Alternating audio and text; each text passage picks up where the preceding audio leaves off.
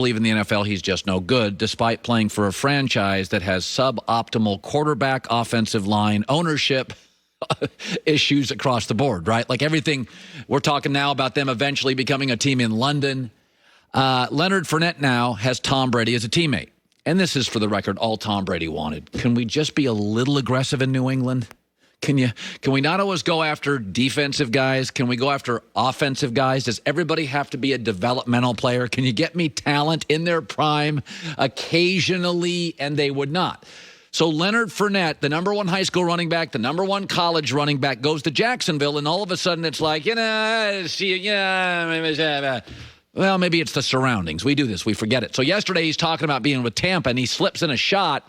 And it's matter of fact. He's not snarky. He's not over the top. He's just talking and stating facts, and he got some heat for it. Here we go. I don't really worry about expectations. Football is football. I've been playing the same game for 25 years.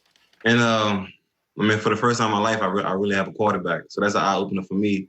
And not a lot of pressure is going to come on me. I guess it's going to be a lot of with me and him and a lot of other guys on the offense. But as far as, like, game planning and changing things, it's great for me. I'm happy to be back there with one of the greatest that played this game. And I get to learn from him, too. What about that was inaccurate? His last 7 quarterbacks, college and the pro, Foles, Minshew, Bortles, Cody Kessler, Danny Etling, Brandon Harris, and Anthony Jennings.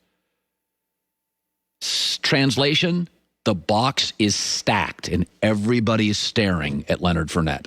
Despite that, he's one of 3 players in the NFL that had 1,000 yards rushing and 500 yards receiving last year. Maybe you've heard of the other 2, Christian McCaffrey and Dalvin Cook.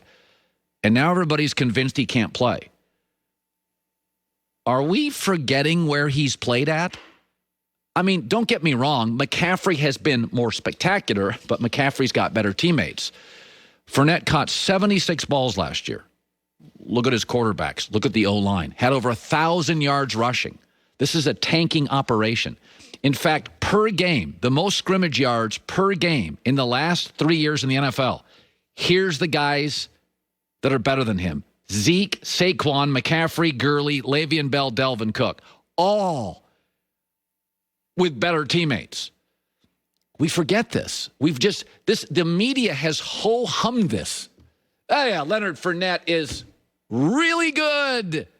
And for the last 6 years, college and pro has faced stacked boxes where people disregard everybody except him. Average to below average offensive lines. A team that is now, last year, was trading their best players away during the season. This is not a ho-hum thing. Like, the dude can play, and I think this is what Brady always wanted. Can we just be occasionally aggressive in New England and go for it? This is a go-for-it move, and I'm surprised how it's being ho-hummed by the media. Joy Taylor with the news. No. Turn on the news. This is the Herdline News. Well, some news we expected, but it is now official. The Rams announced that they have agreed to a 5-year extension with Jalen Ramsey. The deal is worth $105 million, which is the largest ever for a cornerback. It's a lot of money. That's a lot of dough for a corner. A lot of money. A lot of money. But, the Rams, they like to pay people a lot of money. Well, they're a go-for-it organization, Joy. This is not St. Louis. LeBron, Kawhi, Dodgers, Beach. I mean, this is a USC. I don't mind it. No, I mean, I think it was a successful idea. They made it to the Super Bowl.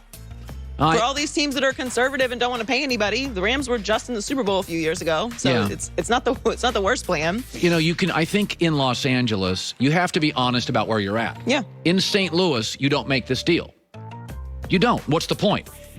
In Los Angeles, you are competing as a franchise against the Lakers, the Dodgers, 2 very popular MLS teams. In this town, this matters. The Beach. Yeah. Major college universities with alma mater alumni everywhere. And the Rams are saying, we're going to build the world's best stadium, and we're going to get stars and go for it. And I got to be honest, I do worry about their depth in certain spots. But I think Los Angeles, a little bit, is forcing the issue here. We're in a crowded market. Consumers have options. They're distracted. We got to go for it. that's Los Angeles, though. I think you have to be the brand of the city that you're in. All those things that you said are absolutely true. But also, when you acquired Jalen Ramsey, you knew he was going to get a deal. Right. So it's not like a surprise. I mean, he talked about it on Hard Knocks. Reporters kept asking him, and he's like, a deal is going to get done. Like, they knew that when I came here, Right. that I was going to get paid. I'm going to let my agents and, the front office deal with it as they're supposed to. That's their job, and I'm going to play football. And he got paid as he's supposed to. When he's engaged, he's great. A couple times last year, he's seen when he's engaged, he's an unbelievable player. I don't really know how much I'm going to hold last year against the Rams. Like, you have them in your herd hierarchy. Yes, I do. I think they're going to be a lot better than people think they are. It's funny that because they got so white hot with McVay and Boy Wonder and Super Bowl, that because they didn't follow it up, we just crushed them. No, crush Atlanta. They went from the Super Bowl to a mess. Right. Rams in the best division in football were 9-7, close to 10-6, and considering the injuries, they were fine. They were in the playoff race late. They were fine. It's really, really hard to get to the Super Bowl. It's also, because it's so hard to get to the Super Bowl, it's hard to get back to the Super Bowl. Yeah. That's why it's a big deal to win a Super Bowl. Right. He's $71.2 million at signing, is also the largest guarantee ever for a defensive back. So he's happy at the bank today.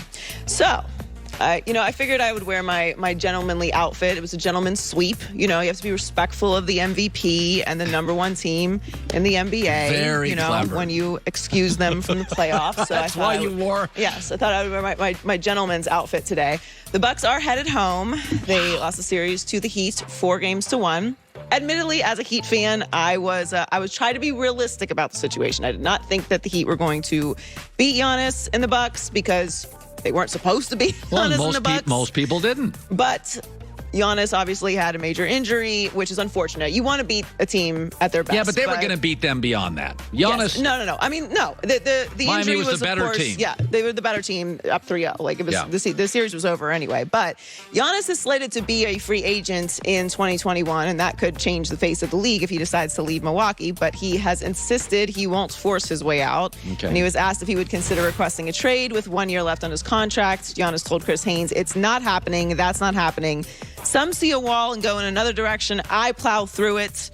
We just have to get better as a team, individually, and get right back at it next season." I like the quote. I like it. I think it's a great quote. I don't know if I do that, but I do think it's a, It's a great quote. It's a bit strong. It is. For considering you just lost, what else were you going to say?